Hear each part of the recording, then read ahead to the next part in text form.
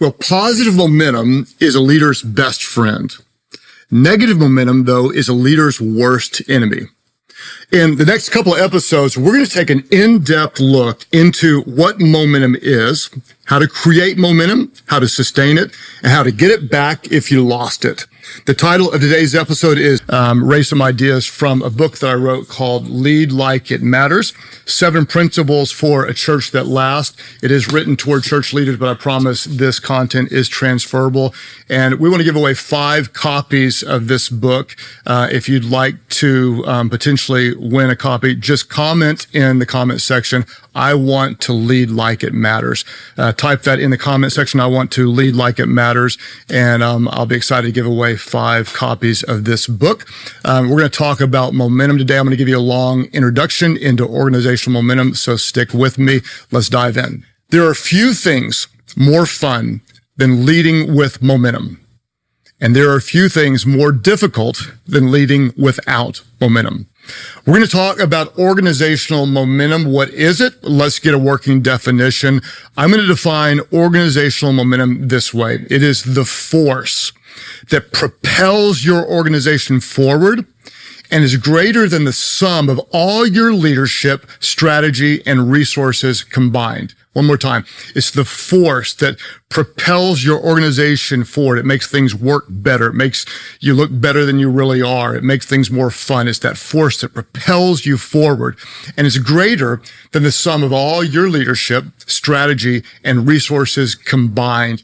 Momentum, it represents the collective energy and alignment of 4 very specific factors. And if these 4 factors are in place, then your team is ripe for momentum. But if these 4 factors are absent, you'll very likely face an uphill battle. So you're wondering, what are these 4 essential factors? We're going to get to those soon. But first, let's build a foundation. Now, I'll talk to a lot of leaders who might say, well, I don't think we have very much momentum in our organization. And I hate to be the one to tell you, but if you ever have to ask, do we have momentum? The answer is you probably don't, which raises the question, why don't we have momentum? In our next episode, we're going to get very, very specific about what delays, disrupts, and destroys momentum. Because if momentum were easy to create and sustain, you'd see it everywhere. And honestly, we don't. Unfortunately, there are so many things that we as leaders do that slow momentum or block momentum or even kill momentum. So let's build a foundational understanding. Creating momentum, it takes a considerable commitment. It takes clarity and it takes collaboration from your entire team.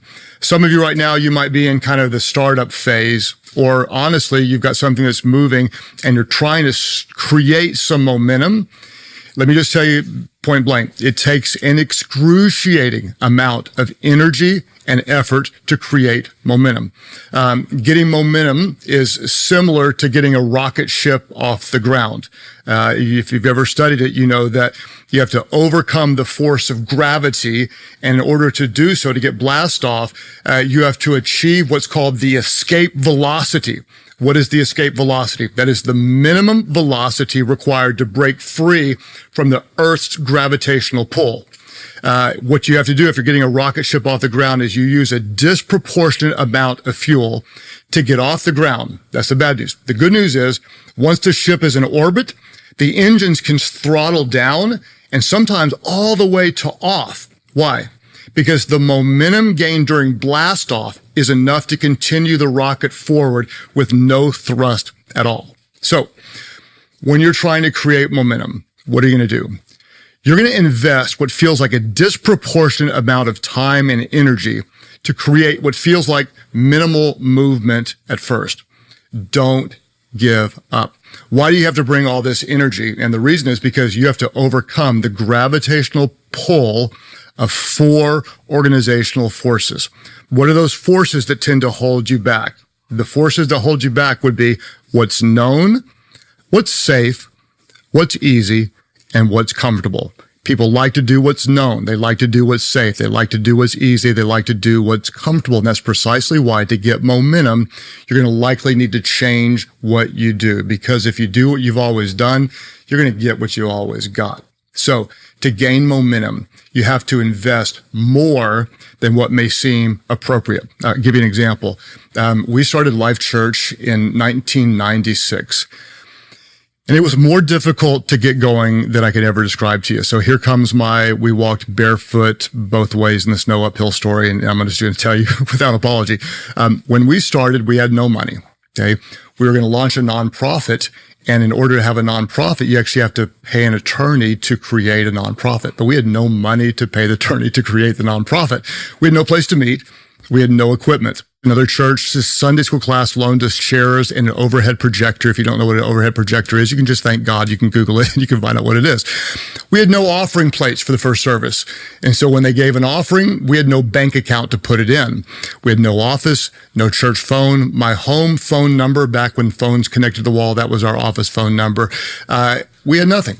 And so it took so much work to get any kind of movement. And we had almost no momentum. We started in a 2-car garage, and then we moved into an elementary school, and then eventually we moved into a 7,500 square foot bike factory. Then 2 years later, something started happening, and we got a little momentum and a little more momentum. And one day we had so much momentum in this little bike factory, we could barely hang on. So what happened between startup and blast off? Let me try to tell you. There were hundreds or thousands of small, painful pushes to overcome the gravitational pull of what was known and safe and easy and comfortable. There were so many long hours and difficult decisions and faith risks and massive effort to overcome, honestly, my own personal insecurities. And I made personal sacrifices that were both public and private. We took risks on people. We tried to develop the people. We had hard conversations. We failed. We apologized. We learned. We regrouped, and we tried again over and over and over again. Don't limit momentum.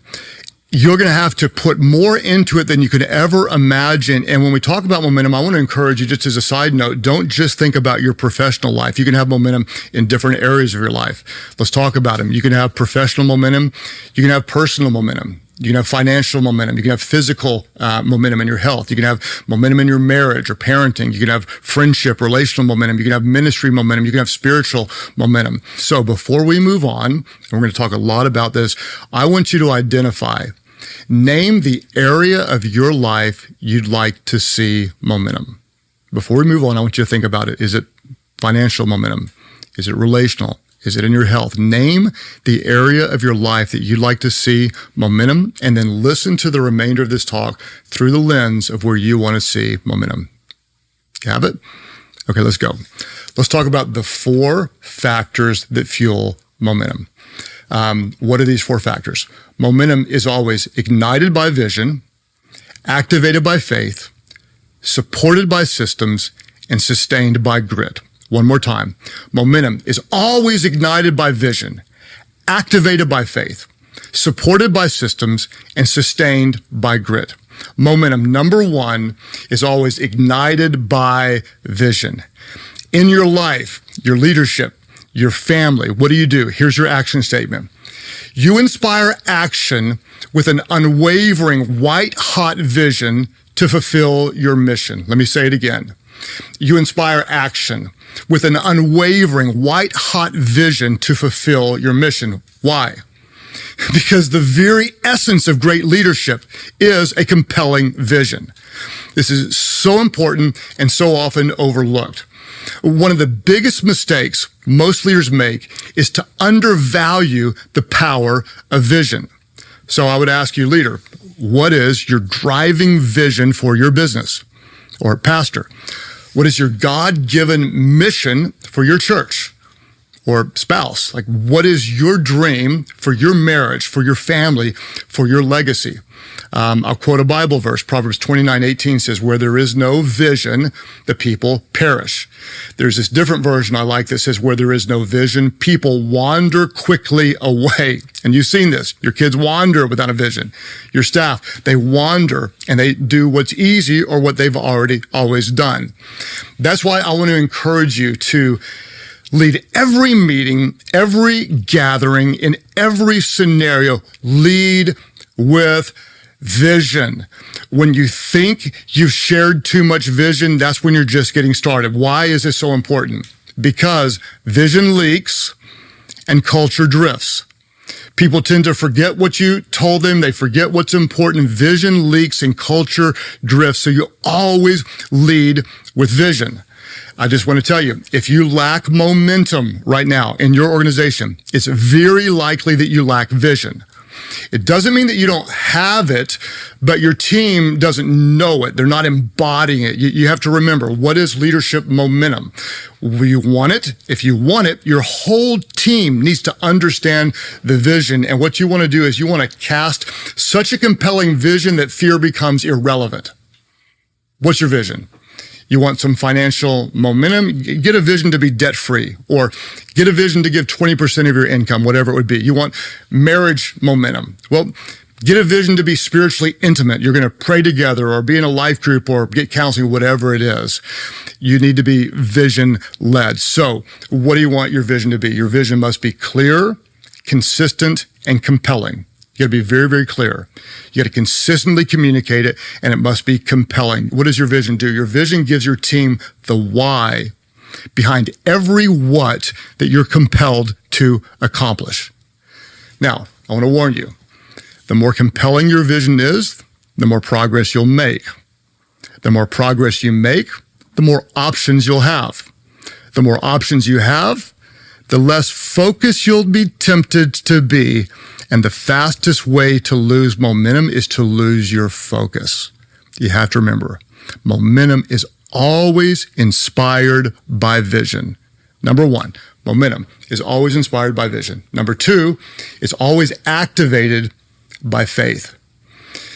You, as a leader, you have to believe that what you're called to do is both imperative and it's possible. It's both incredibly important and must happen, and it's possible to do. And so the action statement for number two is this. What do? You lead with a third line crossing, big thinking, risk-taking faith. Let me say it again, because that's a mouthful. You lead with a third line crossing, big thinking, risk-taking faith. Now you're going to say, what is a third line crossing, Craig? Okay, hang on. We're going to get there. Let me talk to business leaders. Business leaders, you might have some excuse as to why you don't have momentum. Like you can't compete with the big guys. You don't have the resources to advertise. You can't succeed in these complicated economic conditions or whatever. The same would be true for pastors. You're going to say, well, at our church, people don't give much. They're just not generous. Or small groups don't really work at our church. Or we can't grow a church in this part of town. And I just want to remind you that you can make excuses or you can make progress, but you cannot make both. If you don't believe something is possible, you will prove that it's not. You have to have faith. Momentum is activated by faith. Now, why do you need what I call third line crossing, big thinking, risk-taking faith? What is third line crossing? I wrote about the third line in my book, Lead Like It Matters, and I'll try to explain it as simply as I can. In every organization, there are levels of emotional or missional buy-in. How bought in are your people? Line number one, people will cross easily, and I call line number one this, I believe enough to benefit from it. Like, I'll work here because I get paid and it's easy and convenient. It's not a bad job. The people are okay. I believe enough in the mission to benefit from it. That's line one. Line two, some people will cross, and that is, I believe enough to contribute comfortably. All right, I'll go to the extra meeting. Okay, I'll put in a few extra hours. Okay, I'll do your dumb team building activity or whatever it is. I believe enough to contribute comfortably. Line three is where momentum begins. And that's when you have people who would say, I believe enough to give my life to it. It's not line 1, I'm here to benefit. It's not line 2, I'll give comfortably. It's line 3rd type of faith. I believe enough to give my life to it. That's why I call it third line crossing, big thinking, risk taking faith. I'll give you an example. Our church started the YouVersion Bible app back in 2008. If you remember what was going on in the world in 2008, there was the housing crisis and the world was kind of falling apart economically. Well, nonprofits did not do well in 2008. And so we were funding this completely by our church, giving it away as we always have, creating a brand new app. And it took more faith than you could ever imagine. It was third line all in. Somebody's got to do something about this. It might as well be us. The app did incredibly well. It grew like crazy. A couple of years ago, we noticed that new installs were starting to slow down. We had less momentum. I don't typically get as involved because we've got a very capable team, but I recognize if I could get involved to some level, I could help restart momentum. So I asked Bobby Grunwald, who was the founder, to step in again as the CEO, and he made a third line decision and said yes. We added some strategic staff members. We raised some money. We reallocated resources. I am excited to tell you that this year, new installations on the YouVersion Bible app are up 87%. You talk about some Mo. Come on, somebody. That's amazing, Mo. We have 575 million devices that have the Bible app on it. Let me tell you about my vision. I have a vision that in 10 years, and the faith to believe that the Bible app will be on 2 billion devices. Our whole team believes this is important, and our team believes this is possible. Did we have this kind of faith when we started? And the answer is no way, never, never, never. All we had was the faith to start and then the faith to take the next step. Start where you are, think big, but start small. And here's what I want you to do. I want you to lead with a third line crossing, big thinking, risk taking faith. Because momentum is fueled by vision. It's activated by faith. Number 3, it is supported by systems. Momentum is supported and sustained by the right systems. So how do you lead? And here's your action statement. You create the intentional systems that support, sustain, and propel your mission forward. Let me say it again. You create the intentional systems that support, sustain, and propel your mission forward. Now, why does this matter? This is really simple. But the right and intentional systems will create and sustain momentum, and the wrong and unintentional systems will kill momentum. What is a system? A system is simply how you accomplish your what. It's who does what, when, and how. For example, yesterday I taught at something we call Inside Out. This is a 2-day training event for our new staff members. This is a system. It's a system where we teach our behaviors and communicate our values to new staff members. It's a system. It's a system designed to develop strong and effective leaders. What I want you to see is this is not an accidental system. It's an intentionally created system desired to bring about specific results. You may say, we don't have systems here. And I want to say you have systems. You have them by intent or you have them by default. What are your systems? Your systems are a combination of what you expect and what you allow. So if you don't like the systems you have, change what you expect and what you allow. How do you create the systems that sustain momentum? And let me give you just a real quick thought. The good news is, leaders, you don't have to create all the systems. You've got great people around you who can create better systems than you if you're simply clear on what you expect and reward it when you see it and correct it when you don't. Let me say this again. How do you get great systems? You just be really clear on what you expect. You reward it when you see it and you correct it when you don't. And what will happen? Great people will create great systems. So you start to get some mo. What you want to do is you want to create the systems that sustain the momentum. Why? Because momentum is always ignited by vision. It's always activated by faith. It's always supported by systems. And number 4, momentum is sustained by grit.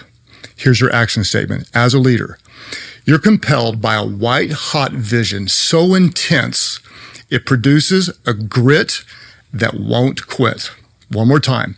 You're compelled by this driving, white-hot vision that is so intense, it produces a grit in you that never quits. If you ask me, just my opinion, what's one of the most important qualities in leadership today, I would answer it this way, that the key ingredient in most successful leaders is not their knowledge, not their skill, not their desire, but their resilience. Resilience matters so much. Now, what is resilience? Well, according to ChatGPT, who never lies, here's the definition of resilience. Resilience is the ability to bounce back, to thrive in the face of adversity. So in your leadership, you're not just surviving, you're thriving. You're not just bouncing back, you're bouncing forward. And I think if we look objectively, many people would say that resilience is kind of a less common trait today than it was in the past. So how do we grow in resilience? Well, I'm going to do an entire talk on this that I'm working on right now, but to keep it really, really simple, we're going to start with mindset. Mindset matters so much. And what I want you to understand is that when you go into leadership, it's not for your benefit. It's never going to be easy. You go in understanding it's going to be incredibly difficult. And you need to know that. Leading people will both be a gift and it will be a grind. Living out your calling, it is a thrill and it's also a burden. Making a difference, it's going to be exhilarating and it's going to be exhausting. So if leading and serving people isn't your greatest gift and your greatest burden, you probably aren't doing it right. One more time. If leading and serving people isn't simultaneously your greatest gift and your greatest burden, you probably aren't doing it right. So whenever you're tempted to quit, and you might be, remember why you started. And this takes us all the way back to vision. Sometimes the most courageous thing you can do is just show back up. Now, I want to review briefly, and then I'll share a little bit more on grit and share my heart with you. 4 factors that fuel momentum. What is momentum? Momentum is ignited by vision. You inspire action with an unwavering, white-hot vision to fulfill your mission. Momentum is activated by faith. You lead with a third line crossing. Big thinking, risk-taking faith. Momentum is supported by systems. You create the intentional systems that support, sustain, and propel your mission forward. And momentum is sustained by grit. You're compelled by a white-hot vision so intense, it produces a grit that won't quit. Someone asked me recently, they said, Craig, how have you stayed passionate for so long? And the answer is it hasn't been easy, but if I could just be very simple in my response, I would say it's because what I do isn't about me. And I'll share a little more openly now than I normally would on this podcast. Years ago in college, I hit bottom. I'd done so many things wrong. And when I hit bottom, I looked up and I called on God and got to know a God who loved me as I was and forgave me and transformed my life. And I recognized that God had given me a gift to lead people, something that I didn't earn and didn't deserve. And so one of my callings is to leverage it and use it to help other people get better. Why do I do this podcast? I haven't taken sponsors. I've not made a single dime. I do this because I believe with all of my heart that I can serve you and help you grow in your leadership. I believe I can help you find that there is so much more in you. And if you get to know the God that I know, he can help you lead even better and love generously and leave a legacy that outlasts you. How do I last? It's a calling to honor God and to serve you. And so with a heart to serve you, I just want to ask you again, in what area of your life do you need momentum? In what area of your life? And here's what I found. There is one area of life that often leads to the most compounding momentum in other areas. If there's one category in my mind that ranks above all of them, it's spiritual momentum. If you can get spiritual momentum, it impacts your leadership momentum and your marriage momentum and your family. It impacts everything. And so I would just ask you this, not just as a leadership